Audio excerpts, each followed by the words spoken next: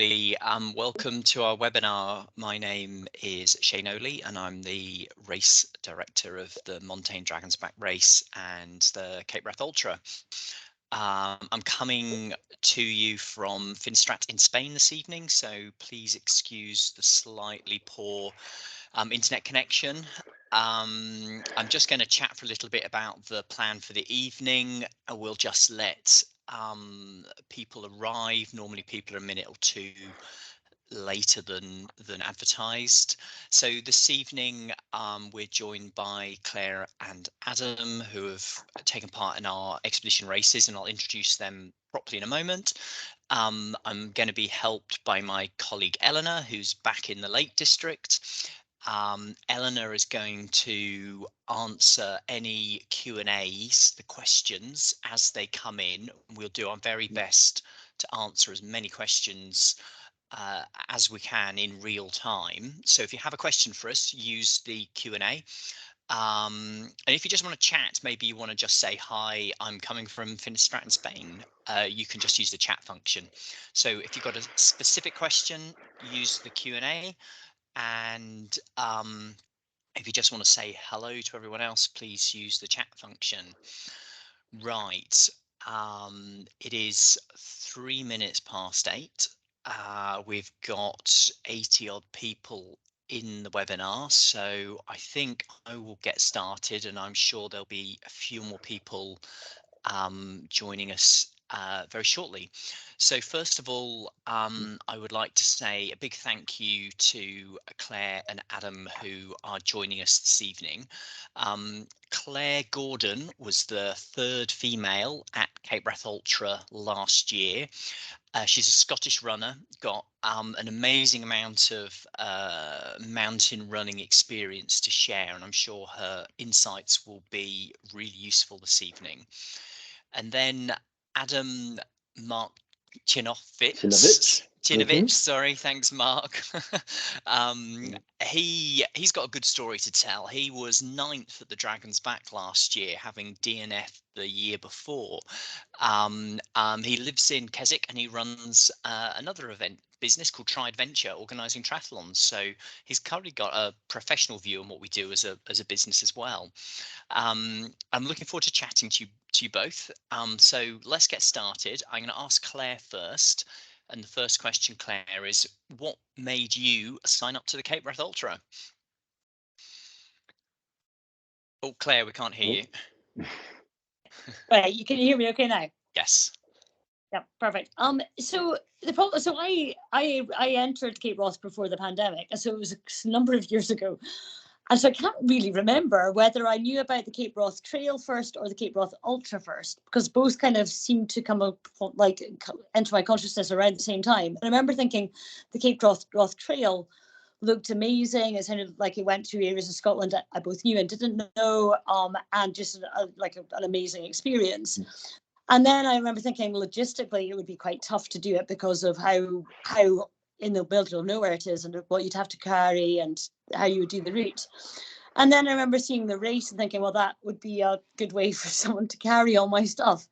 But didn't really do much about it because it was quite a lot of money and I wasn't really sure about it. And then I got to the stage in 2019 where I was like, I'm just going to do it. I'm going to treat myself and I'm going to do it because I quite like multi-stage races. Like I've done a few, and so I decided just to enter it. So yeah, I think, like I say, I think it definitely appealed to me as both as a trail and a way of traveling through that area of Scotland, but also just I like multi-day races, so that appealed too. Excellent, excellent. And Adam, can we ask the same question to you about the Dragon's Back race? Yeah, sounds very similar in terms of my background of adventure racing and multi-day events. This just is just a fantastic journey and challenge that really drew or draws a lot of big names, people who like to come and challenge themselves, and is able for anybody really to take part and achieve extraordinary. I turned 40 in 2021, and I guess I was looking for those challenges and signed up to quite a few. It was very unknown which events would be going ahead, so did get quite a lot of events under my belt, or entries at least. And the Dragon's Back was one of them because it really appealed to me in my 40th year to take this on. But it didn't go ahead. I think it was the following year that 2022 when I got, well, I'll say the 2021 is when I DNF'd. So talking about when I took part. And when I did DNF, we had a baby on the way in October. So it was a month out. She was born in October, and in September I took part. So there's many factors, I think, when I initially took on the Dragon's Back. Yeah, to come back and give it another shot in 2022, which proved really great and just really ticked so many boxes. This event, you know, the journey element, the multi-day, and the people and the camaraderie. Yeah. Well, it's quite common actually, Adam, that people try to mark a big occasion, like a 40th or 50th birthday, with doing one of these races. We've seen that's quite a common bit of feedback from participants. One of the questions we're always asked by potential participants is, you know, how much running do I have to be doing before I enter one of these events? And I know it's a very individual question, but perhaps Claire first, you can just paint a picture of kind of your running background and where you were at the point of entering and taking part in the event. So I guess there's sort of two things that I think were quite useful. I've done, like I say, I've done the Transalp about 3 times, so that's a multi-stage race of similar lengths of days, different kinds of terrain and paths underfoot and weather, but that idea of long multi-stage races. So Transalp was probably the most similar thing in terms of that number of days back after back with that distance. But also things like mountain marathons, the Scottish Highland Peaks race, which is probably like it's similar to really tough and technical days with sort of, you know, 3 long runs back to back with your sleep is going to be very unpredictable. So those kind of challenging kind of events and some adventure racing like the Hip Challenge, things like that, which get you used to days where it was quite challenging, where you have to look after yourself, where you have to sleep, and all that kind of stuff was part of my pre-race preparation. The other thing I think that really helped was just having long days in the hills. Like both my husband and I have done the Munros, and we were towards the end of our Corbetts. Then the Corbetts, for those who don't know, are the mountains that are slightly smaller than Munros, but are actually quite a lot more difficult because far fewer people go up them. So in terms of pathless bog and heather and things like that, I had a lot of miles on my legs from doing those, and being sort of in the wilderness and having to navigate and things like that. They were probably really useful in terms of knowing the kind of ground to be going over. And like I say, being that remote and that far away from things. And again, that idea of just doing, you know, multiple days, like we could go away for a week, get in the camper van and just do day after day after day. So that they were probably both just that idea of like just being able to slog it out day after day in various different terrain and weather conditions. Yeah. Absolutely. So, Adam, you're already chatting beforehand, talking about the Borrowdale Fell race, your preparation. So, but perhaps you could share for everybody else how you prepared. Yeah. So, as I said, with lockdown and light at the end of the tunnel, this event really captured my imagination. I wanted to get good for doing it. I took part in, I said, the first year. I hadn't done a lot of prep in the run up, but I have done a lot of events in the past, and quite big ones, like for example, the Grand Union Canal race. That definitely built my mental toughness, running along the canal for 145 miles. So it's this toughness that you can build up, and long days in the mountains are definitely a great advantage. Walking, even at walking pace, to also taking part previously in events and navigation. So I'm a very confident navigator. I'd say you don't necessarily for this event need to be a good navigator with the aid of the technology that we're allowed with GPS watches, for example. So it really does help. Even though I'd love it to be a navigation event, I think it's great that the GPS watches give a great support. I'd say there's the X factor that you get from being out in the hills, lots, long days, different weather conditions, what kit works for you, and just preempting how to prepare yourself before any weather change. It's this X factor that will only come with experience. You can't buy it. I think an example of it would be being on the Dragon's Back and you see a rain shower coming in. Do you put your waterproof over the top of everything and zip it up, locking in all your water bottles and kit?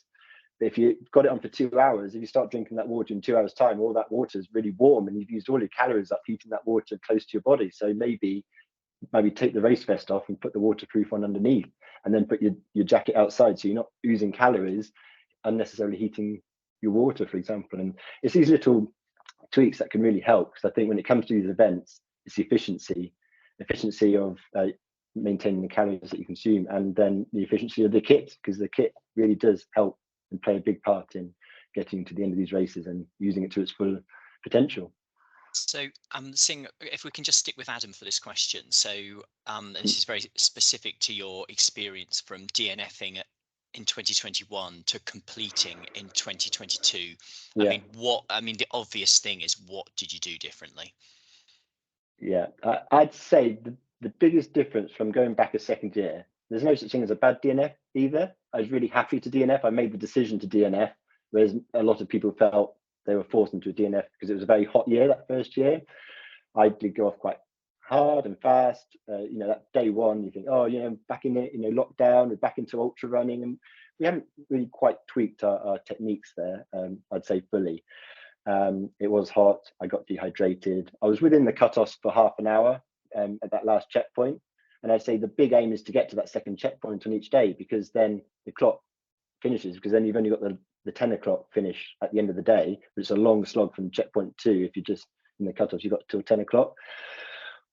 What I did with that DNF is I continued the event and was one of the most competitive non-comps out there, because I continued. It took me another day or two to recover fully, but by doing that, I got to learn a lot of the course and familiarization of the route. The whole logistics and setup of the event all became clear, and it's just amazing to be part of that family.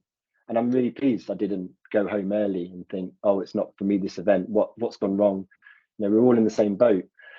So definitely having 75% of the course covered from the year before. So my DNF was a big recce day, and I hadn't recce'd any of the other course other than looking at Google Earth. That makes a big difference, is familiarization. So get out in ahead of the event, take your GPS watch with the route marked on it and do the route. And it just helps so much more and gives you confidence. I was so confident in the event when I completed it and finished 9th that it's one of the times when I found the flow come together. I found my flow and I could just enjoy the journey. I had no pressure, less pressure on myself, because I knew the ins and outs. I really felt I'd earned the key to deliver that fantastic event through my DNF the year before.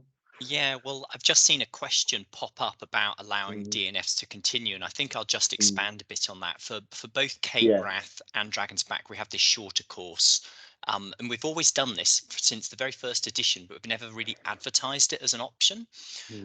But we really encourage people who drop out on any of the days for whatever the reason. Sometimes it's injury, it's bad luck, it's illness, or sometimes they're just not quick enough.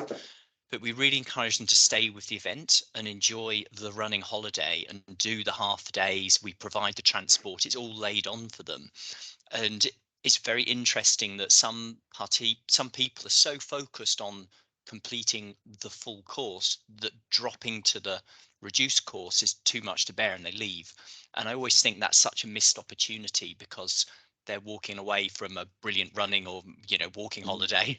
And I think, Adam, you've just proven the point that you can kind of have that experience one year and come back and finish 9th the next year. It's a brilliant example.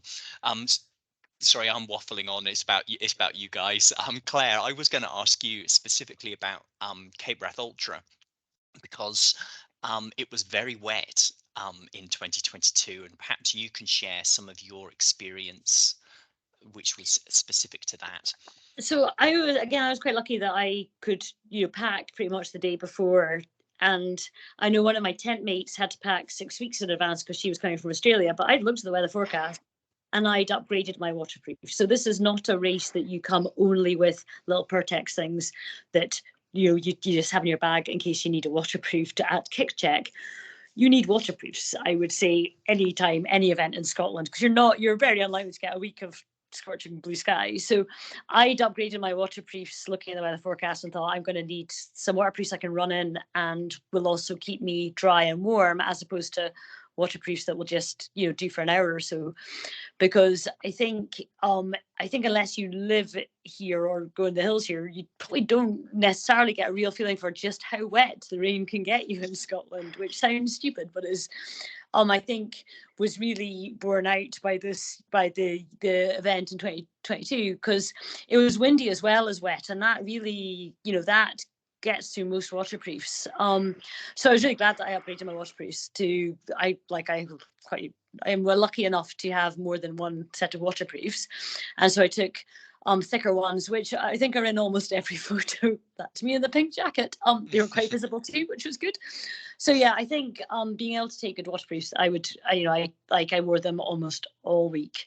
They kept me warm, they kept me pretty dry, they kept me pretty cheerful, and I think, yeah, I can't overestimate how much, just like, yes, you maybe have to carry them a bit, they maybe weigh a bit more, but in the overall scheme of things, carrying a few extra grams of waterproof, compared to getting hypothermia or being really miserable or having to drop out because you are so miserable or unwell, then that's like, it's just not worth it.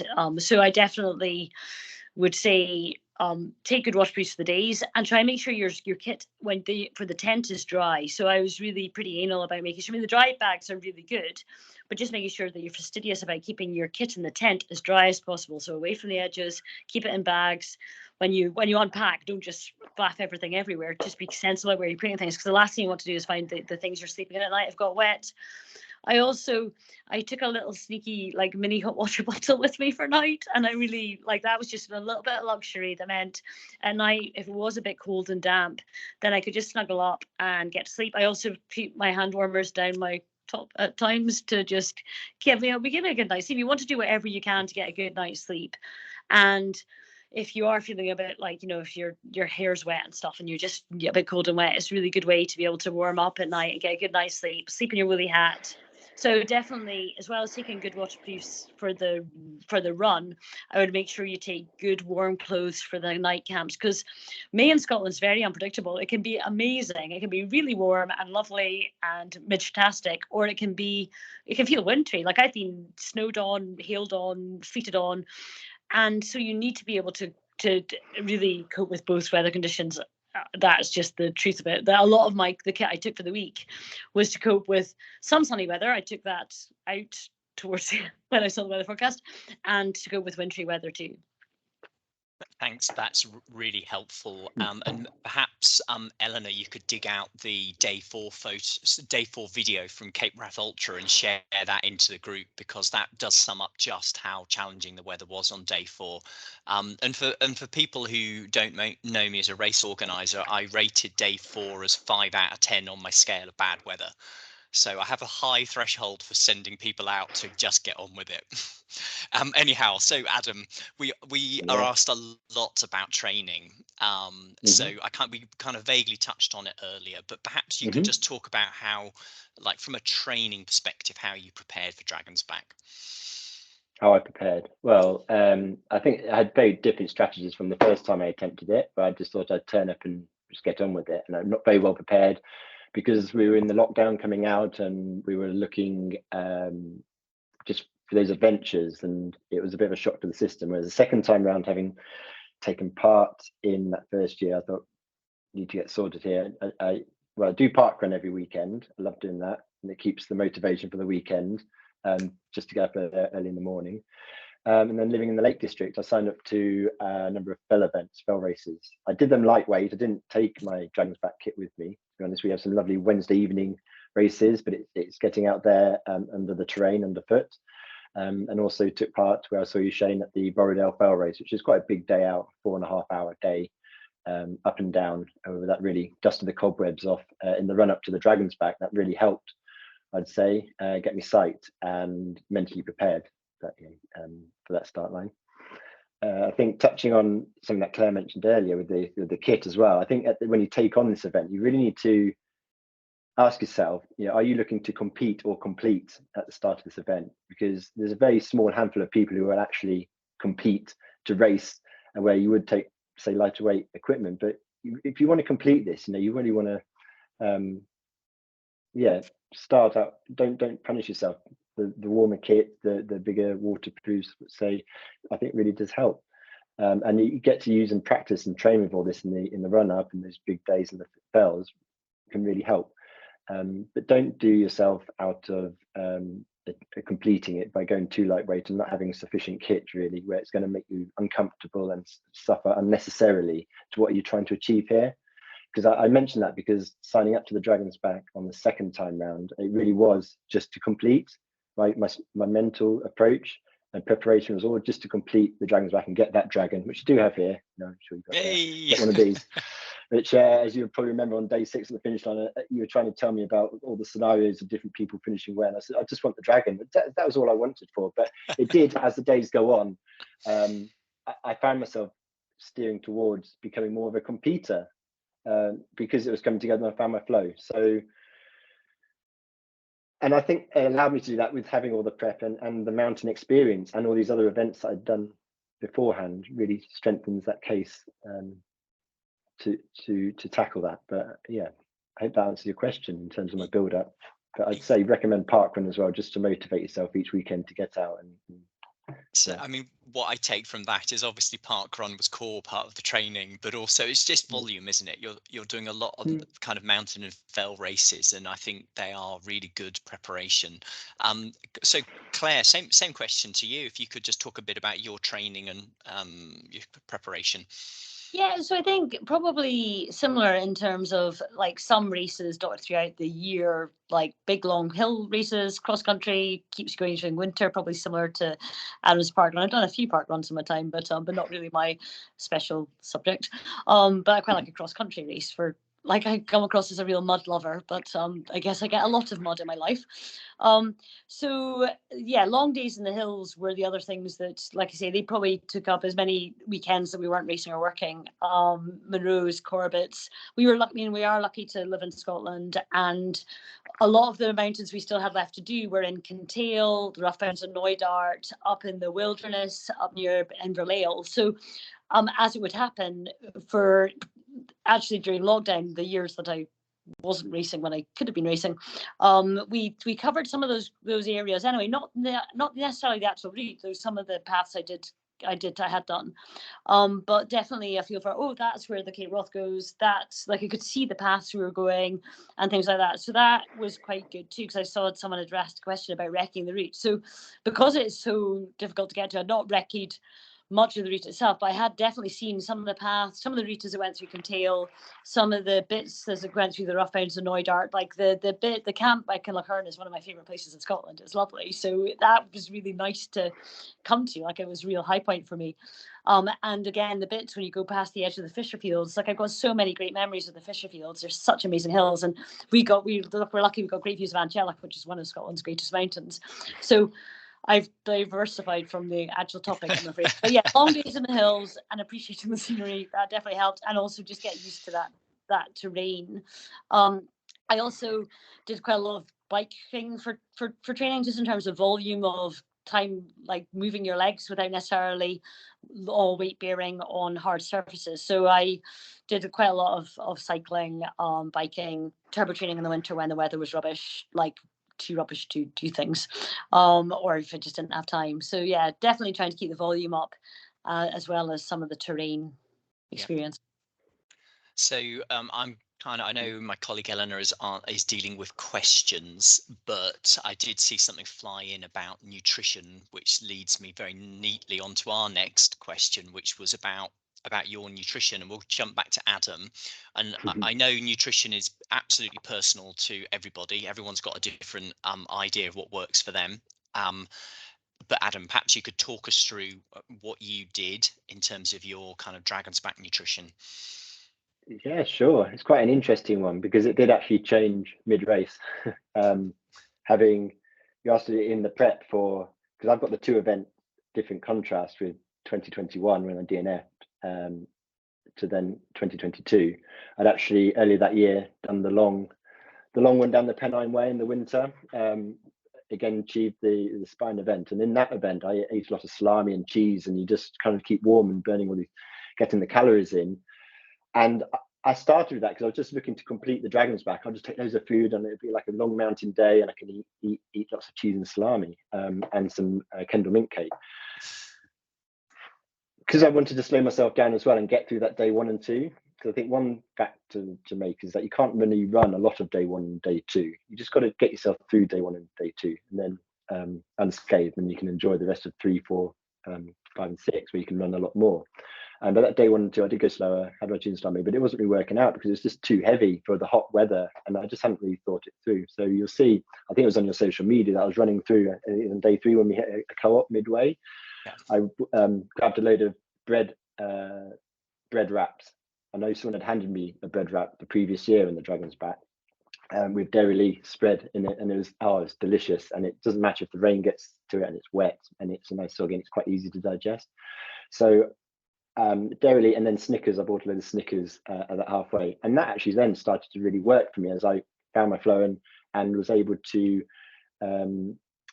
continue much lighter and periodically eat these pre-made wraps with dairy spread in, because I'd make those in the camp the night before. I'd have them in my vest, and I'd also have them at my checkpoints on the way, where we get feed stations where we can grab our kit bag and take something from here.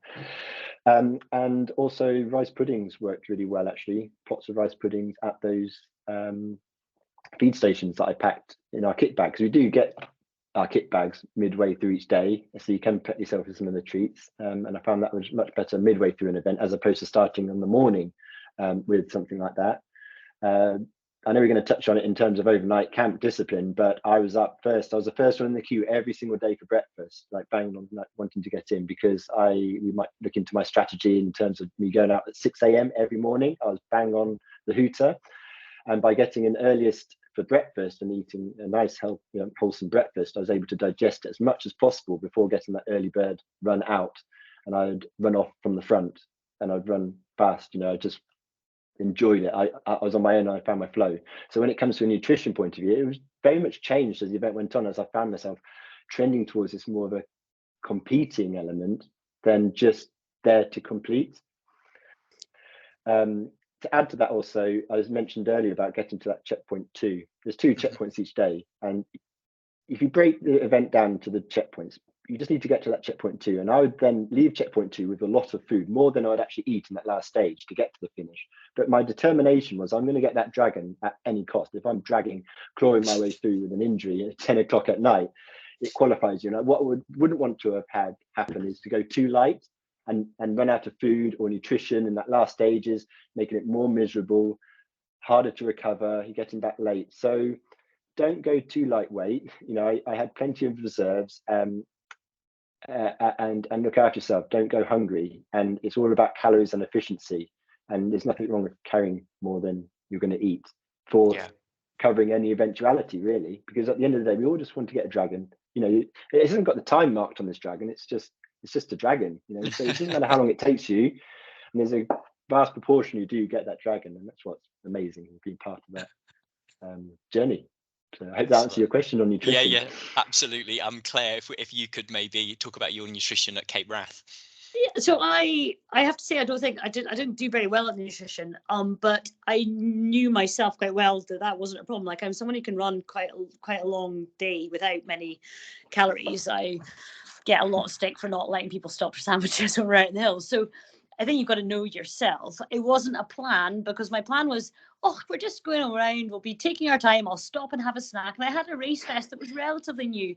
But in practice, I thought, I can take snacks out and these are fine. And I don't quite know what I'd done wrong in practice, but I think I maybe just stopped and was looking at the view and snacking away and things like that I thought I would do when I was doing the Cape Wrath. But when I was doing the Cape Wrath, the poles, I had been using poles in training, but the combination of having poles and trying to eat, and I think it was probably because staying upright in a bog and trying to eat and carry your poles is quite difficult.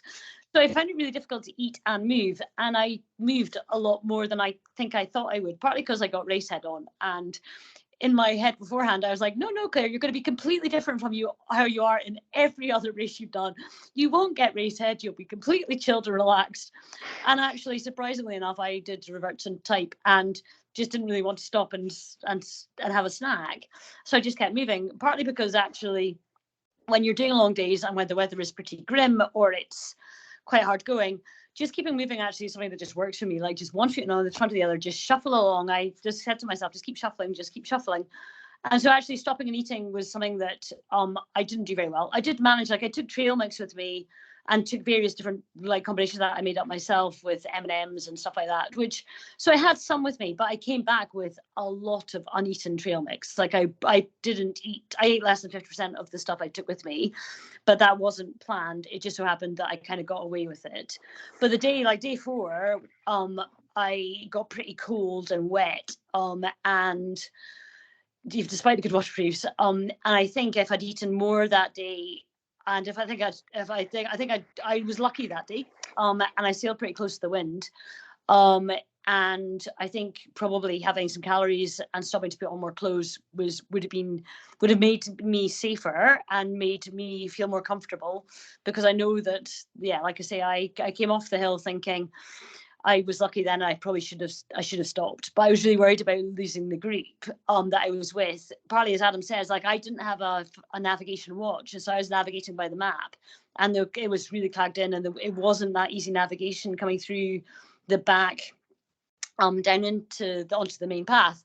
And I was just really paranoid that I'd lose all these people that were following the blue dot on their watch.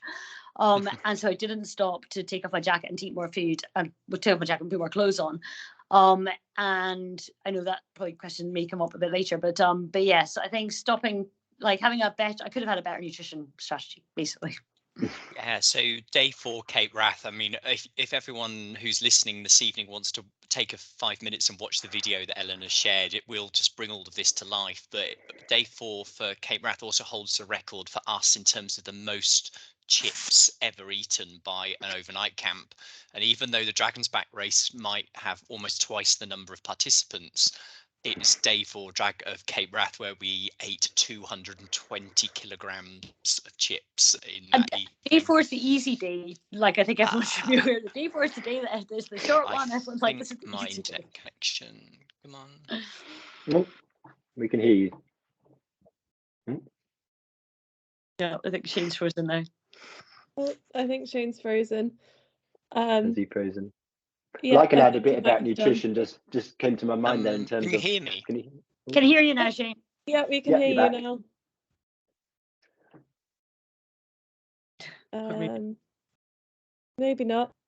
Sorry, Adam, what were you saying about nutrition? Yeah, so just to mention there in terms of, not stopping and eating, I don't tend to stop and eat on any of my events, but eating on the uphills is a really good strategy because no one's running up hills, and it's you're able to digest, look at the map, eat, and just gather yourselves. You don't really want to be eating on a flat or downhill where you could be making better progress, if that makes sense.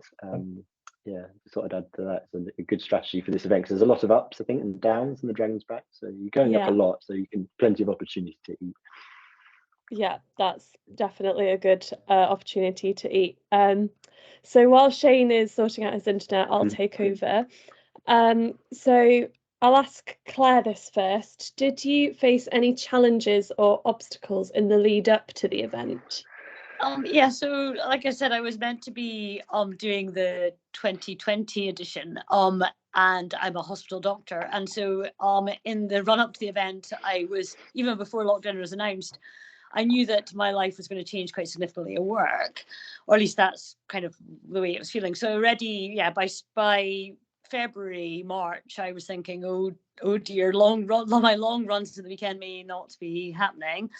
And then obviously it got cancelled, and that, life changed for everyone pretty significantly. So COVID happened, and then about a year before the 2022 edition I did, I got a niggle in my hip investigated and was diagnosed with severe osteoarthritis in my hip. And I was like, oh, that was completely unexpected, and quite a lot to deal with. So I had to drastically reduce my running mileage, and start to do a lot more on the bike. And clearly I went through a lot of doubt about whether I should be doing the Cape Wrath and whether I would be able to do it. But at that stage, I was still managing 20-mile days in the hills without a problem. And it was more when I was doing yoga that I was struggling than actually pain when I was running. So I had a lot less confidence going into the event because I wasn't sure what my body would be able to cope with. And like I say, I had far fewer running miles. And I was doing a lot of other stuff to try and help my body cope with that, with what it was going to face. So yes, obstacles and challenges. I don't like, I would have thought they were not unique to me, but they, we hopefully won't have another global pandemic, and at least for a while.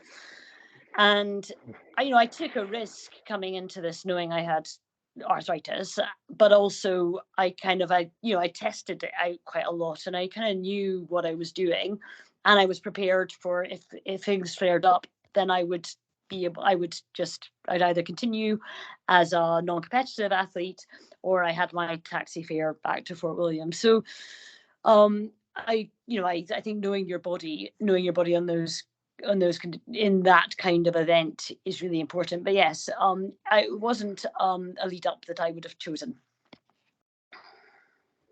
No, you obviously covered for me while I disappeared. Thank you for that. Has Adam answered the same question already? Adam has not yet answered the same question. So Adam. Yeah. For obstacles, we've all been there before. I took part in the 2021 event and I DNF'd, but I had the most amazing experience there. Like, it felt like this event is made for me, the multi-day, the challenge, the uphill and the downhills. And as I said, I was fortunate to be able to continue and complete a lot of the event, 75% of it. Got to the finish, an amazing party at the castle. Like, when we received our dragons, everyone's name, well, I didn't receive it, everyone else received their dragons, had their name called up, they go up to the stage, fantastic. Oh, it's a great finale to the whole event. Now, I was weak, I wanted to come back and do another, give it justice. So I paid my deposit for guaranteeing a place the following year out of my own bank account. And yeah, it wasn't until August, just before that Borrowdale Fell race, that Jenny got wind, my partner, that I had a place. Yeah, so it came about when we were watching the documentary. Jenny hadn't seen it from the year before, actually, and we sat down and we watched it together. Well, she said, do we want to watch the documentary? I said, oh yeah, let's do that. And then there a couple of times, it's great, and it's a great reminiscence.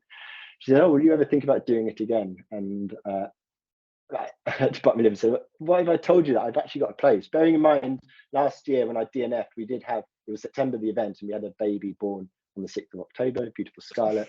So we're like a year on now, we've got an 11-month-old baby. And I guess that was the most nerve-wracking thing to think, why am I doing this? I wanted the opportunity to do it again, but I hadn't quite adjusted to parenthood. But it was the best thing, and yeah, it did go well. That was my only. I didn't have any injuries or in the build-up.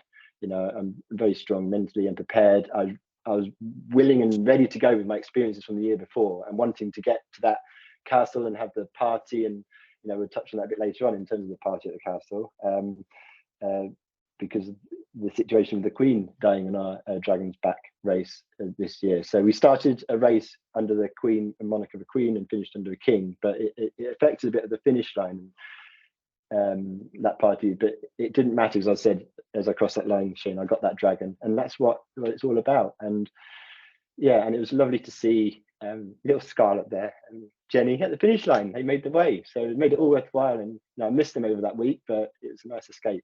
But if that's a good enough reason to have in the run up of any difficulties, then yeah, it's sharing with your partners that you're doing these events and taking on so much.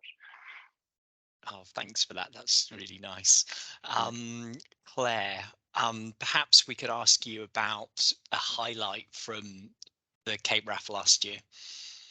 So I think Adam's already mentioned the camaraderie. So the people you meet, which, like, I went into it alone. I didn't have anyone, like any buddies with me. And you make friends in your tent. So our tent kind of got amalgamated with another tent after a few nights, and I made good friends in both tents. And those girls were amazing women who I would still keep in touch with. And I think we really kept each other going. They definitely helped me. And it was nice to have other people to cheer on as they finished their day, to make sure that they were okay. It kind of took some of the focus off yourself, because you had other people to think about. And just, yeah, that camaraderie was amazing. The tent, I didn't think the tent at the end of the day would become such a big thing to me, but when we went up north a few weeks afterwards, I saw a very similar style tent and I got completely triggered, like, oh, it's my tent. Tent became a real place of safety for me, a nice place when you go at the end of the day and see your friends and get all snuggled up and warm and do some stretching and get your kit organized the next day. So the tent and the camaraderie in the tent was a real high point that I wasn't really expecting.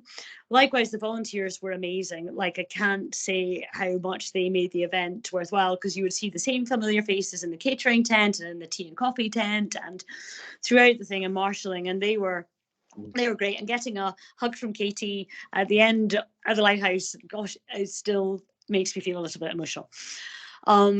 And the chips, I think we've already mentioned, I would rate the chips as definitely in the top 5 highlights of the Cape Roth, and that includes, my feelings about Angelic. The chips were at that level.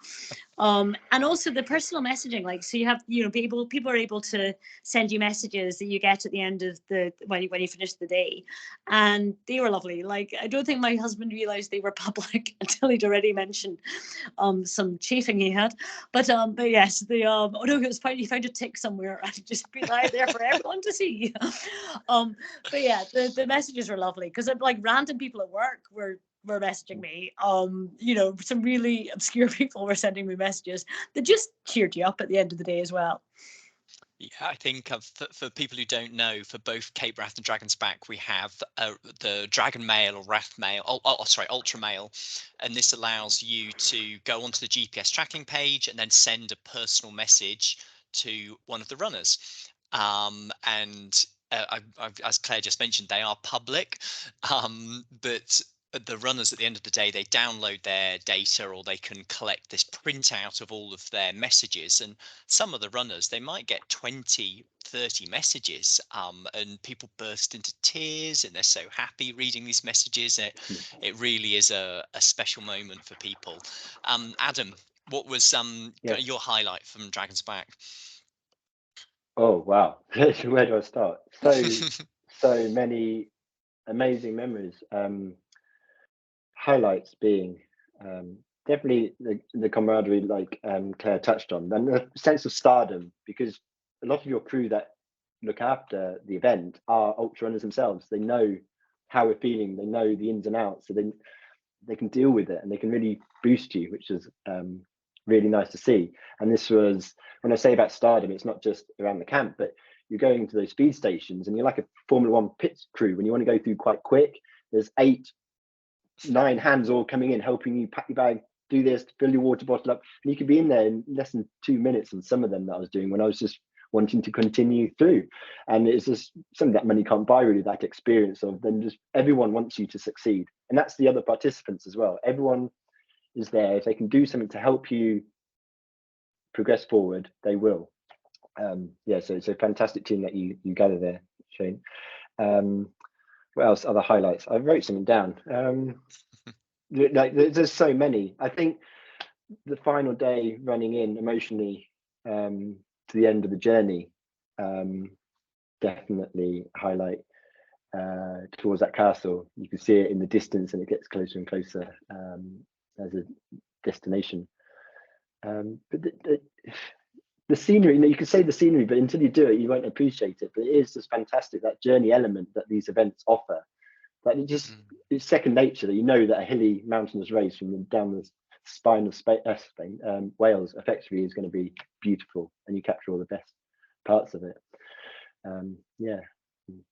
Yeah, there are lots of highlights, and I think what you mentioned then, Adam, was about everybody wanting you to succeed, and that very much is the ethos that we try to build in the event team. And these are a mixture of volunteer and professional staff, and we are there to make the participants' kind of dreams come true. And it sounds a bit over the top saying that, but it is cliche. Thank you, but it is what we're trying to do.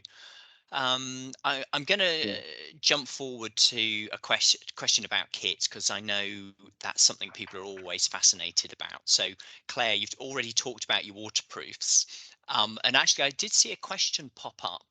Maybe Ellen has answered this, but somebody asked, what are proper waterproofs.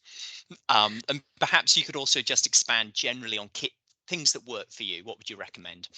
So Gore-Tex, like I had thick Gore-Tex at Berkhouse waterproofs. They were, like I say, I've got one stage higher, which are my winter waterproofs. These were my middle, like spring, autumn level waterproofs, bad day in Scotland waterproofs. If I'm not going to keep moving. So they're Gore-Tex Berkhouse waterproofs, and I had Pack Light Gore-Tex Berkhouse trousers, which are quite quick to get on and off. But I didn't take them off very often. I had studs, so I ran in studs. I run in studs all the time. So like they're fell running shoes. And I think Britain has a sort of fell running shoe scene that you kind of get a little bit in Europe, and I've not seen as much in Northern America in terms of that type of shoe. They've got really pretty aggressive soles, which were very useful in Cape Wrath where it was quite muddy. And a lot of the paths are not, they're not, I think there was a couple of days where you're on pretty good paths. The rest of it, the paths can be very variable. So having good studs, and studs are obviously shoes that you've worn before, so you know you're not going to get blisters. I wore sealskin socks. I know that's a bit of it's a bit of an acquired taste. I quite like them because they're quite thick, so you get a bit of extra cushioning if it is stony. But also, if your feet are going to get wet, they don't keep your feet dry, but they keep your feet warm and dry as opposed to cold and wet. Sorry, warm and wet as opposed to cold and wet. And again, I would wear them quite like autumn, winter, spring in Scotland anyway, but then I guess I maybe just get cold feet. So good socks. I had 3/4 length running shorts, but like I say, wore my waterproof trousers quite a lot of the time. A couple of buffs, they're really handy for temperature control, I think, because if it's cold, they don't get you too hot. Good woolly hat for the camp afterwards. A hat I probably should have put on day 4, as I've mentioned, but I had it with me. You carry it with you. I've got a few different pairs of gloves. I've got some shell gloves that are like waterproof gloves that aren't massively thick, but they help if it's really wet. They keep the weather off your hands, so your hands don't get too cold. And you can put them on top of other gloves so that they keep your other gloves dry. So I think if it's going to be rainy, then some waterproof gloves are really handy. And again, I may just be someone who gets cold, but I found them quite helpful. And poles, I've seen someone had asked about poles. I wouldn't have been able to do the event without poles, I don't think. My forearms, like the injury I got during the race was my forearm muscles got inflamed. I had to get my forearms taped. I was pretty much the only person there saying, please help my forearms. And I had used poles in training, but not as much because it was so boggy, you're actually using them a lot to stay upright and not slide. And I was obviously trying to make sure that my hip was okay. So I was probably putting I was using my poles quite a lot. And there were a couple of days where I was just like, I don't think I can use my poles anymore. My wrists are too sore. But poles are very, very helpful. And I broke a pair of poles the weekend before, so testing poles that they can cope with the kind of terrain you're going through is good. I know a lot of poles got broken that week, so I would recommend poles, and I would recommend testing your poles that they can cope with going over rocks and being, getting your full weight on them if you fall over, things like that. So they were also good kit. And the other thing that when I packed it in my bag, I thought, this is ridiculous. I won't use these hand warmers. I didn't use the hand warmers at all when I was out, but like I say, I did quite like a hand warmer overnight. So taking the hand warmers with you is not a ridiculous thing. And yeah, they were the thing. You can tell it wasn't a great year for weather.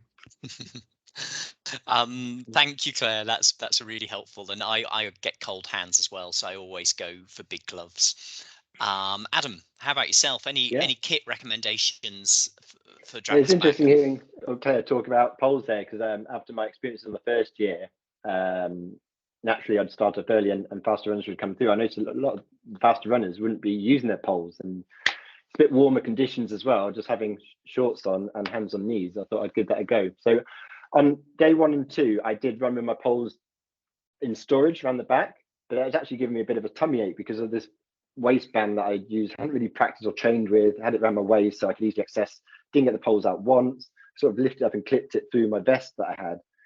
It's so uncomfortable, and I was moving well, and I wasn't trying to race hard, but I was just wanting to get through that day 1 and 2. That's why I took the poles, just in case. Just let's get through that day 1 and 2 and get into the routine and get flowing. So from then onwards, I left them in the kit bag at camp, or I put them in the feed station camp. So they were there for that checkpoint 2 if we got there, and everything wasn't going so well, I could at least yomp through to the end of the day and still get that dragon. But I went the whole event without using the poles, which is interesting. I guess in the build up, doing all the fell racing that I was doing and the Borrowdale fell race, you're not using poles in that, you're just running and happy in the fells. So I'm partial, I do use poles, but not on that event. So in terms of, I mentioned before, having a waterproof that goes over everything is quite handy. When you see a short shower coming in and you want to maintain staying dry, having it easily accessible around the back and then putting it over everything, just keep everything dry. A quick shower, and then you can take it off. I just wouldn't put it over everything for a long period of time, as I say, because you've got all your kit and then you can't get to it very easily, and you start heating up the water in your inside because all the heat gets trapped in there, and it's just inefficiency of calories. But you might want to factor that in, having a waterproof that goes over. I actually used the same kit all event, same socks, same running shorts, and same running t-shirt. We on the Dragon's Back have a drying room at camp, which was also very useful. It was a bit stinky in the drying room, what have you, but I chose something that I was happy with, that I was comfortable in, and we got nicer conditions, so we say, than perhaps we had up in Scotland, and the ability to dry our kit out at the overnight camp. I'm sure you'll be doing that again, Shane. I don't know. I don't want to falsely advertise, but it was really useful because we'd come in sweaty and wet or whatever. I'd go straight through the line, get my wet stuff off, and it'd be straight into the drying room, because I'd often be the first one in camp with my unique strategy of starting off so early and running quick. I was often livening all the boxes en route and by dibbing them in, and then early in camp, which allowed me to then get everything dried nicely for the next day, and that worked for me. A bit of kit that, as I said, I'm very good at navigating. I love my navigating, my OMS and every original mountain marathons. I resorted to, for Christmas present, getting a GPX capable watch, a Fenix 6 this is, and that was just invaluable for this event, because you are allowed to use GPS now, and it's a mandatory kit to take with you. Having that on your watch and seeing the route and it telling you if you stray off or not was really, really handy. Something I'm not used to doing. I've always had a GPS watch, but it's just to log it on these Strava apps or whatever, just so I can look back at it in the future at times. But it's invaluable. And there's a guy, someone Chamberlain actually, who posted in the Facebook forums. It's really useful being on the Facebook forums beforehand. There's lots of crazy questions out there, and you can filter through what suits you and what doesn't. But he posted, it was, again, everyone's wanting to help each other out, but he posted this the routes on there with all the checkpoints marked on there, and then the setup you would have on there to tell you how far you're away to the next checkpoint and how far away you were from the finish. And all this information is so invaluable, because it just allowed me to enjoy the race a lot more. The frustrating element was that you can learn lines, because not all the route is fixed mandatory. There is a bit of freedom to take some racing lines, shall we say, but you have to go and recce those and swat up on those. So it got a bit frustrating in times when you see someone taking a more direct route, because I was sort of governed by my watch, because I hadn't been on that route from the year before or that part. But yeah, having a watch and getting all of that information on there broken down, and I'm sure there'll be posts on the forum before, or put it out there. Someone Chamberlain, who really helped me out. That was invaluable, and just allowed me to focus on eating and running and getting every step closer towards that finish each day, and enjoying it. If that helps. Yeah, I would. I'm a traditional map and compass navigator, but to test our GPS, come on. Looks like I've lost my internet connection again. I can just add a little bit more about kit.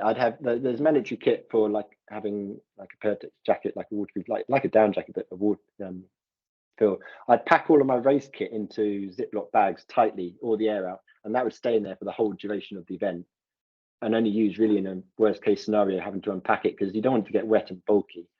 So when it comes to each overnight camp, that would stay in my backpack, and I'd have a separate proper down jacket that I'd put on at night, and the torch as well, just for camp, that I would use. And I'd have that on right up into kit check the following day, and I'd take that torch off, and it'd be the top of my pack. I'd roll it down, turn it off, and I'd even take bits of paper, actually, it's useful, taking bits of paper and putting it between the batteries, so that in the transport of your kit bags from one place to another, you don't accidentally have your torch knocked on or waste the batteries. And then that way at the other end you can undo it, you've got your torch accessible, and that would go in the down jacket pocket. In one pocket the torch, the other pocket is tissues, because you never know where you might need tissues, how your tummy is, and you can always go in a tent and grab that down jacket and you can run and you know you're sorted.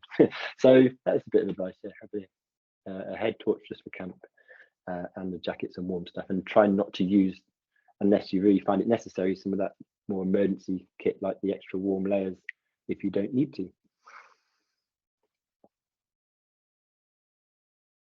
Claire, have you answered the question about the overnight camps? No, I think that actually we just spilled on to that. From about kit.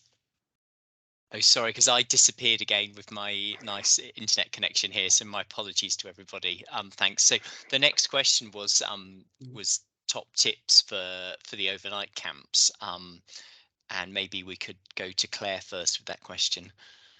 So again, the useful thing of having done multi-stage races before is that you kind of know as soon as you finish one day, the focus is all just on getting yourself ready for the next day. So as soon as you cross the line, it's pretty much, what do I need to do now to get myself ready for tomorrow? And that's obviously, like, it's not that obsessive, because sitting and eating chips is a key part of that strategy. But it is that thing about, right, what do I need to do tomorrow? I need to make sure that I've got my cold wet kit off and hanging somewhere. I've got warm dry clothes on. I can eat and drink and pack my bag for tomorrow, which, as I said, I wasn't using a lot of food anyway, so that didn't take a lot of repacking.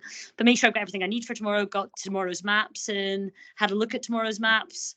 Because I would recommend the watch for navigation. It would have made my life a little bit easier, but I'd have a look at the route and I'd do that over the night before as well. But basically do some stretching, particularly before your tent gets too busy, because again, like Adam, I would tend to head off quite early and finish relatively early, which gave me more time to faff in the afternoon or the evening before the next day. So, get a bit of stretching done before the tent got too busy, get my bed made, get everything looked out, make sure I had stuff that I was going to need overnight, toilet bag, pajamas, all looked out, or thermals, whatever I slept in, the head torch, things like that, all set and ready, and then go and start the eating, which was good fun.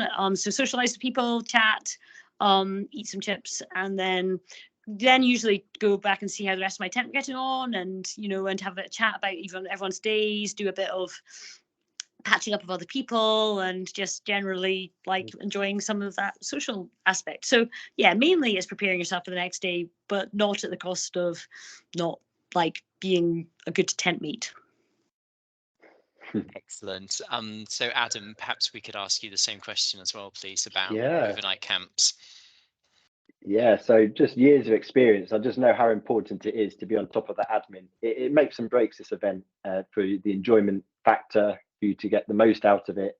I think my experience from seeing others around camp, you see this slowly peter out for others as the event goes on, as they get more and more tired or come back later, and they think, oh, I'll do that later, or I'll do it in the morning. Every day, as Claire was mentioning, through the line, I would go straight to my tent, get all the wet stuff off, and put my dry camp clothing on.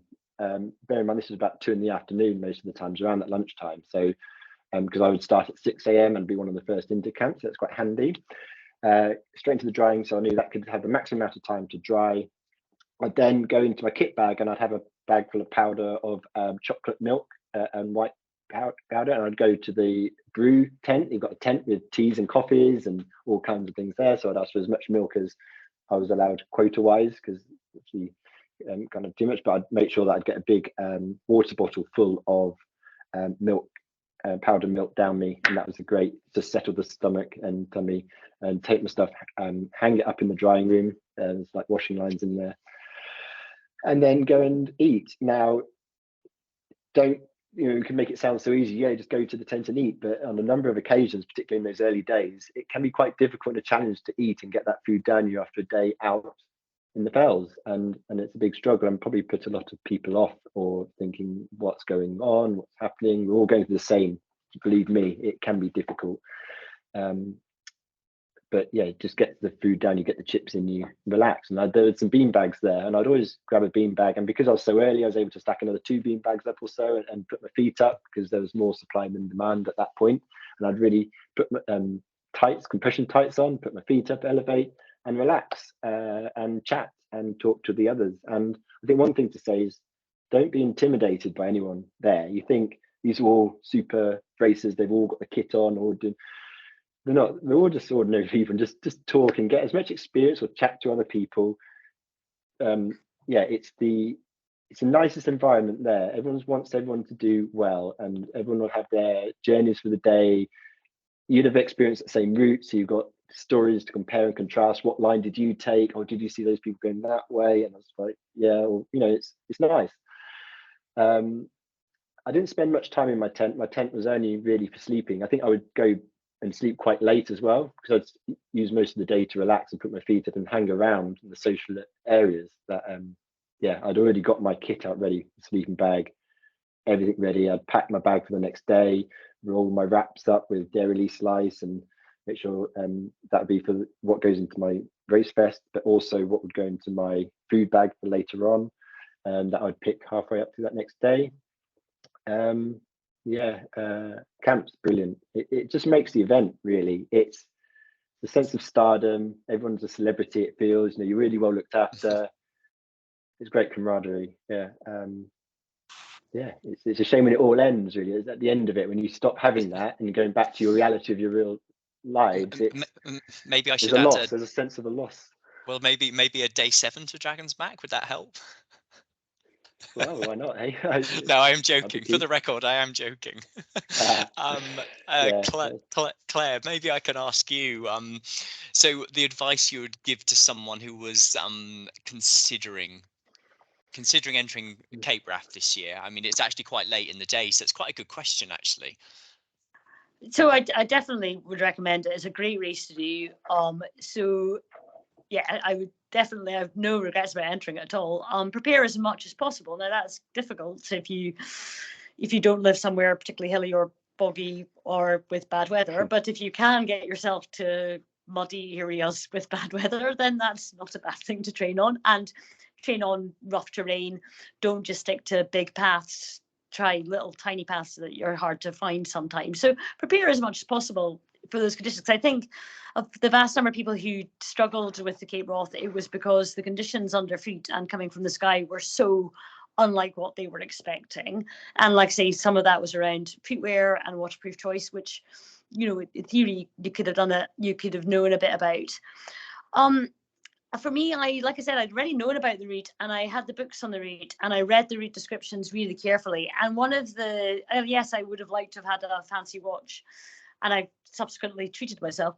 But one of the nice things about navigating yourself is you get a real feeling of the journey. And I would just say I think a few people just followed the blue dot and missed out on some of the journey. And having gone back to those areas subsequently, to do the hills that I didn't do, you if you are just following the blue dot, you miss some amazing scenery in Scotland. So yes, you might be racing, and yes, you might have had race head on, but taking your eyes up to enjoy definitely the Cape Wrath goes through areas of Scotland that very, very few people ever go to, and they're really remote and they're really wild, and they're some of the last vestiges of wilderness in the UK. So don't miss out on the journey just because you're following a blue dot. You get you're passing from really, from one bit of Scotland through very different types of the country to the very top of Scotland, and enjoy the journey. Yeah, so prepare beforehand, because then you'll be able to enjoy the journey more. And yeah, don't get so fixated on putting one foot in front of the other that you miss out on the sense of the big country you're passing through. Well, that is good, and it is a remarkable journey, that's for sure. Adam, how about for Dragon's Back? What would you say to someone? Yeah, so I've got a few things, Dan, that I could talk about. Is definitely the start the earliest you can. Like 6 o'clock, you can start. Unless you're a very fast runner, you're penalised. Well, not penalised. You're asked to start later, 8:30 if you qualify, but that'd be maybe around the top 10 of runners. Everyone else can start pretty much earlier than that. So get as early as possible. It reduces the pressure that you put on yourselves during the day as those cutoffs get closer. Maybe as the days go on, just allow that maximum amount of time. I was coming into camp quite happy that I couldn't have got here any earlier than I did, because I was at uni getting off at 6 o'clock and running, and and that was really useful. So I remember, because the first year a lot of people suffered with getting cut off because they started a bit later than they needed to, and you're in the hotter parts of the day sometimes. In the morning at 6 o'clock, you're taking full advantage of that cooler part and getting to camp much earlier. I'd say definitely just enjoy day 1 and day 2. Don't race it. I think the key to the Dragon's Back is just to get through day 1 and day 2. It's beautiful scenery. You get to do the Snowdon Horseshoe. There's lots of ups and downs. You're doing Trifan as well. Very steep, quite technical bits that you're going to train for and recce the route beforehand. But don't try and race it and run it like it's a one-day ultra marathon, because this is where you see the suffering. It's a cumulative effect over the week as it goes on. And these people on day 3 and day 4, but pretty much by day 6, no one's running at all, because it's quite tough. They beasted themselves too much. You need to be an ability to run on day 3, 4, 5, and 6 and look after yourself. It's much more gentle going, and you'll see from some of my times, it looks like I got quicker and quicker and quicker, but I think I stayed on top of my admin each day on the camp. I was off early every morning, and I ran, and I enjoyed it, and I was finishing each day with a smile on my face. I didn't feel exhausted. I was mentally together to then look forward to the next day. I was looking forward to getting my kit together and having my chocolate milk, because you're going through all this process in your head as you're running through the day, sort of visualizing what it would be like when you get to camp, and you get there and it's like great, and you just relax, and then you can, and it's, yeah. So I'd recommend focus on just getting through day 1 and day 2. It doesn't matter what position finishing, just get through that. And I really enjoyed actually getting the bus from the finish line. You offer it. I live in Keswick, but I actually drove down to Cardiff and left my vehicle there, and then got your bus to the start line. And this is a great motivator, because you're running to the car and you've got the car there at the finish with you. And by going on that bus journey, it was the first I've written down. It's a bit like the monorail to the Epcot Centre or something in Disneyland. It's that transition of that reality, the real life that you've just left behind, to transitioning. You're on a bus for quite a few hours with other trail runners. Everyone's a bit apprehensive. There's lots of stories and chats and what everyone's doing. And it's a great start. I found it a really nice transition to then be ready on that day 1 to go out and enjoy it. I felt I'd like transitioned out of the reality, and I was just focused on running and eating and drinking and just getting that dragon, really. And that was a nice taster, knowing that. And then at the end, I got my vehicle and my car to drive home, and I can't finish earlier because I've got to get to Cardiff somehow. That's a great insight, the kind of full commitment to having your vehicle parked at the end. I like that. But we're going to very shortly move on to some of the questions that have been asked. But before I do that, maybe Claire, one thing you would say to someone one thing you'd say to someone who was unsure about whether to take part in Cape Wrath or not. So I think it's perhaps easier now that it's not an all or nothing thing. So I think if anyone's wavering, because I'm going to say you should do it, but clearly there'll be people that I say that to and maybe aren't going to manage the whole thing because of the way it works out. Things can, like I say, some random things happen and you can't complete the whole thing. Like you break a pole or your shoes fall apart. So I think the fact that it's not an all or nothing. You're not going to be a failure if you don't do the whole race. I would still say to do it. I'm bound to say that. For me, it was a life-changing experience, and I've done a lot of races like this. But resilience is an overused word and is a bit of a bad word nowadays. But in terms of ploughing on through when things are getting tough and you're feeling a bit rubbish. So day 3, I remember finishing day 3 at 8 o'clock at night and feeling a bit knackered and cold and wet and sitting on my bag at the tent trying to force myself to move and having to eat my hill snacks before I could move. And also the coming out of the bog on day 7, I lost it then. There was the man behind me had to stop to check I was okay because I was swearing so loudly at the bog. So there will be times when you think like, oh, for goodness sake. And then just that thing about this too shall pass. I just have to keep putting one foot in front of the other, getting moving, getting like just looking after myself. It's really freeing at the time because you're focused purely on moving and you stop worrying about all the other crap going on in the world. But it's also afterwards when you look back, you're like, well, I got through that. I just kept going, and that's a great metaphor for life. It is indeed. Adam, and how about yourself? Kind of final recommendations? Yeah, very similar. I like the metaphor of life, that you get to sample through this experience that you put on for a Shane. You know, fantastic organising. You put so much trust into you to deliver. You know, time and time again, every year, we know what we're coming back for, and I knew what I was coming back for. And after my DNF, having had a brilliant time when I didn't complete the full course, but absolutely loved it enough to want to come back and do it justice. I'd say, yeah, it's just that pure experience, that pure adventure, where you don't have to worry about the distractions that you all have in our day-to-day lives. You know, you can be there, and it's just eating and the drinking element, and seeing the people who do achieve, because every day you've got, you know, if you do start at 6 o'clock, like I say, and you keep on top of all that admin, you've got 16 hours each day to complete each day.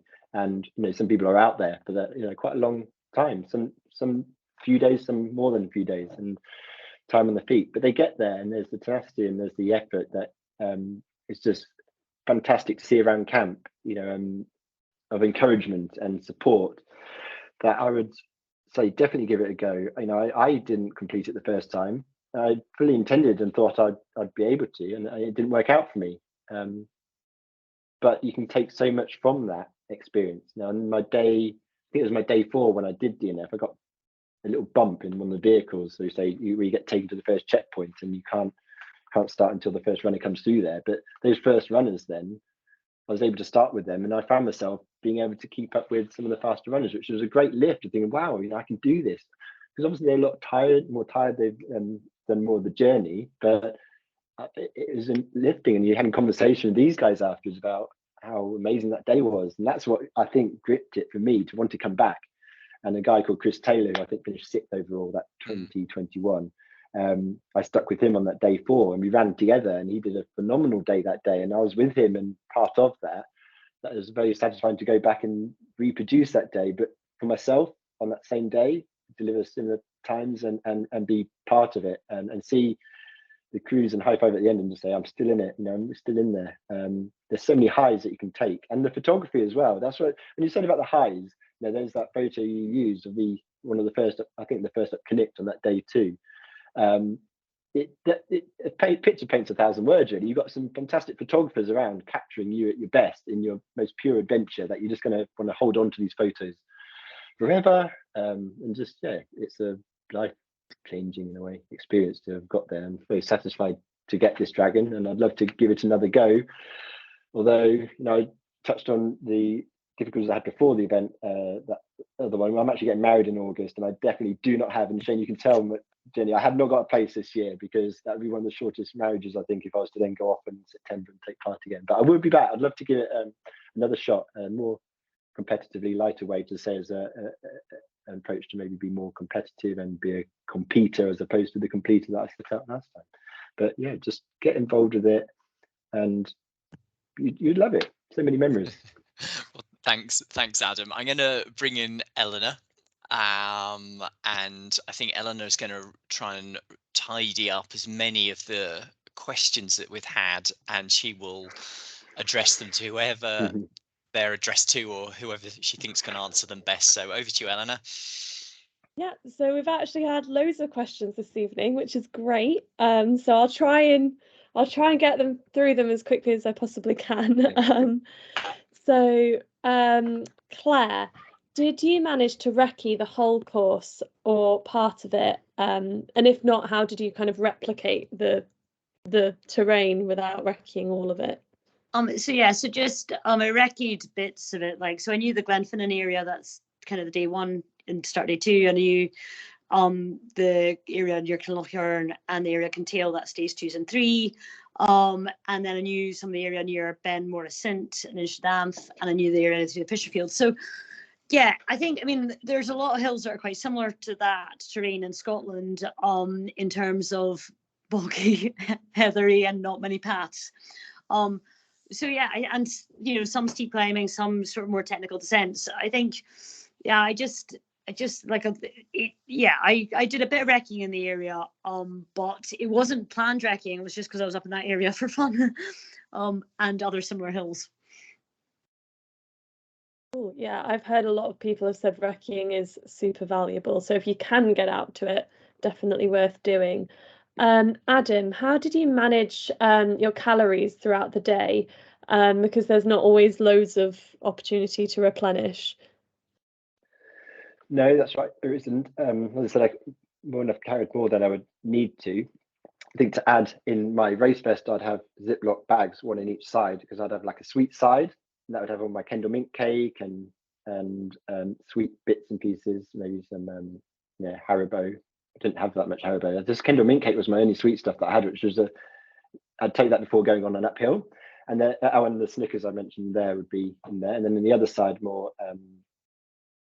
savoury. So I'd have my wraps in there with cheese dairy wrapped up in those. So you've got the two different sides, and I think I'd have 2 or 3 of those made up in wraps on the right hand side, and I'd be able to replenish at the checkpoint, the feed station.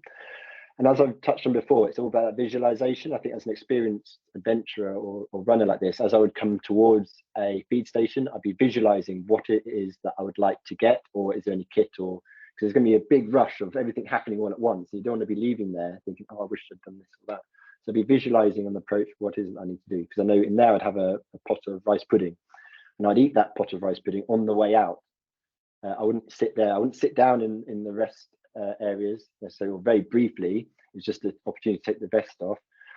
But yeah, rice pudding in the pot, and I'd go out of the checkpoint eating it and walking for a bit. So I'm keeping the moving going, the metabolism, I guess, or the movement, the blood flow, not getting stitches or cramps. And it'd be a very quick transition. That worked really well. And then in the morning, calorie-wise, I'd add that big breakfast as early as possible. I think it's from 4:45. I think they would allow us in for the breakfast. It was nice and early, and I'd be there. Let that go down, but I'd go out with a banana in the side, and that would be my first little treat when I'm not getting hungry, but when I think I could take my first thing to eat, it would be that banana, half of it, and maybe half of it later on, because that would it's mushy and it sits well until you find that flow. So in terms of managing, I'd say have a sweet and savoury side. If you're coming to an uphill, you might want to take a bit of Kendal mint cake or something sweet, because that's going to give you that boost, just to give you that lift to get up that hill. And then towards the top of the hill, you might then want to have a bit of savoury, which you can eat and digest, will get down you before you then can start trotting. If you know, and talking about later on in the race as well, that day 3, 4, 5, and 6, you just want to keep moving. Does that answer that? I'm actually going to direct this to Shane. Someone's asked about sleeping bags and whether they think down is okay or whether synthetic is better. Would you have a recommendation, or do you think it comes down to personal preference? It's personal preference. There's pros and cons to both options. So a down sleeping bag will be lighter, it'll be more compressible. A synthetic sleeping bag will be better if your tent's wet. And the reality is the tents have to get packed up, rolled up, put on a truck, driven every day and put up again. So if the tents are wet when they get packed away, they'll be wet when they go up. And as Claire experienced at Cape Wrath Ultra, where the tents were wet for day after day. So personally, I would choose synthetic. I'm also a vegan, so actually the down's not really an option for me. But there are pros and cons to both. So if you have you have to make your choices. Great, thank you. So we touched on kind of camp life, but Claire, what were your top 3 must-do things to do after finishing each day in order to prepare for the next day?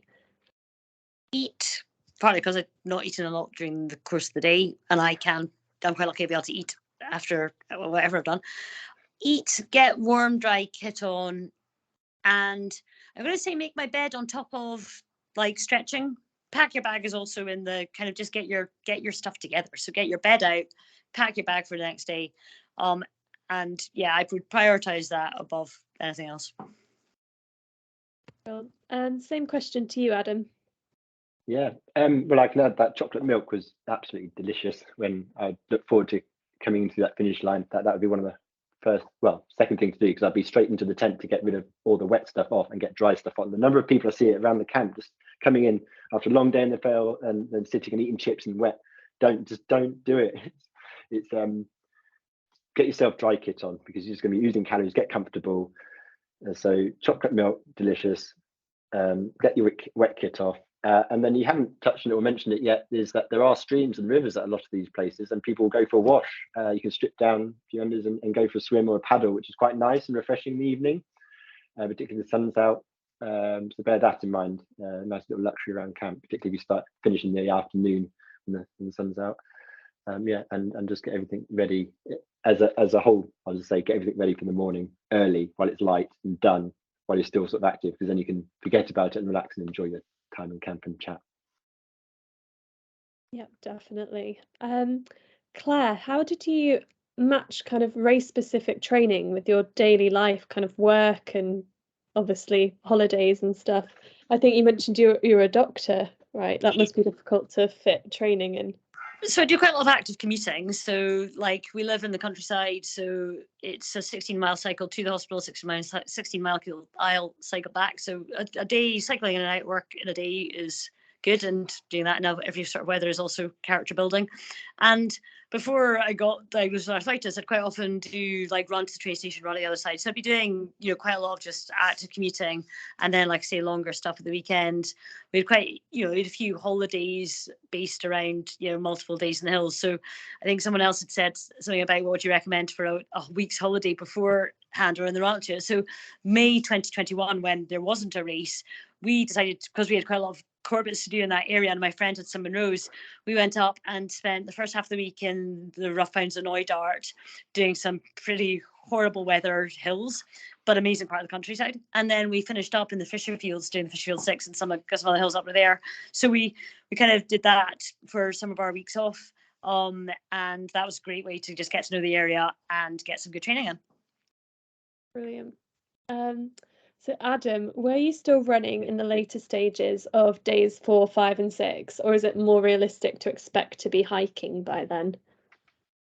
Yeah, realistically, the majority of people are hiking. As I said, this event, I found my flow, and I was so on top of everything, having an amazing time, that I was able to run in that and put an effort in that latter stages, because I was able to. I wasn't hurting at all. I think because I was getting so much rest at camp, with my strategy of starting so early at 6 and finishing by say 1 or 2 in the afternoon most days, getting that rest in, I was able to run. And that last day, I was able to run to that first checkpoint. I think I was the quickest to that first checkpoint, because it was an uphill section, because I really was psyched to go and do it, and I was going to run, and because I just put it all down to enjoy the running element. Having said that, on that last day 6, I started an hour behind everyone. The majority of everybody had gone, so there was this trail of pretty much everyone was hiking there, and because I was running, it really boosted me and picked me up. That I was going past people and saying hi, but they looked very, tired. It's been a long journey, but they're all going to make it to the finish, even if they walk, that's what's amazing. But it gave me a lift, and that's where a different strategy might come if I was, as I said, love to do this event again and be more of a completer as opposed to a completer. And I think I would, if I was being more competitive, start later on, say 8 o'clock in the days, because I know I'm going to do a relatively shorter day, but then have those people to chip off on the way, and run as much as possible. So stay flat, run on the flats and the downhills. I wouldn't run up hills necessarily. It's not sensible, because you're going to tie your legs in. But everyone's different, and people's different strategies. But all those people got to the finish on that last day, which is phenomenal. It's great. Everyone's got their own little challenge. And I think a great bit of advice I got on actually day 2 of one of the marshals at one of the checkpoint speed stations said to me, it's like a big egg and spoon race. Okay, so just focus on your own egg. Don't look at anybody else's egg and what they're doing, because your egg will fall off. Just do what you're comfortable with and what you're trying to achieve, and don't be dissuaded or sidetracked by what anyone else is doing, because you don't know what they're doing. Just focus on your race and enjoy it. And I think that was one of the best bits of advice I would take, which is, I would say, don't listen to anyone else's advice, but that's I think key. That's really great. I love that advice. Right, so I've just got 2 more questions. I'm conscious we're running out of time. Claire, how many pairs of running shoes did you bring to Cape Wrath? I took 2. I could have done with just 1. I took 2 because the first day was quite roady, and I thought it would be handy to have a second pair in case I did get blisters or I wanted to be able to swap them around. But yeah, I could have probably done with just like the fell shoes I wore for the rest of the trip were fine because they're wet and they're never going to get dry. And yeah, my first, I was glad because my first pair, the pair I wore for day one were ultras. They're really wide, so I could fit them on my feet to go home, and I couldn't fit much else on my feet to go home. But yeah, apart from that, I probably just needed one pair. Brilliant. And final question.